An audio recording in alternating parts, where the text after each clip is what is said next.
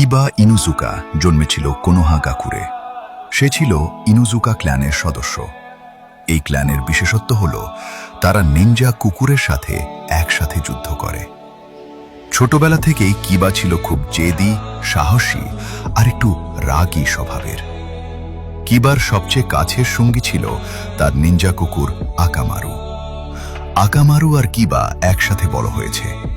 তারা শুধু যোদ্ধা সঙ্গী না, বরং সেরা বন্ধু। যুদ্ধের সময় তারা একসাথে মুভ ব্যবহার করে, যেমন ফ্যাং ওভার ফ্যাং। কিবা ছিল টিম ৮-এর সদস্য। তার টিমমেট ছিল হিনাটা হিউগা শিনো আবুরামে, আর তাদের শিক্ষক ছিলেন কুরেনাই ইউহি। চুনিন এক্সামসে কিবা লড়াই করে নারুতো উজুমাকিয়ের সাথে।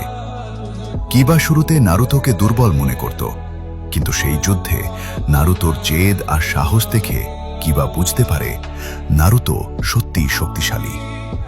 পরে অনেক মিশনে কিবা নারুতোদের সাহায্য করে। সে সবসময় তার বন্ধুদের পাশে দাঁড়ায় এবং বিপদের সময় কখনো পিছিয়ে যায় না।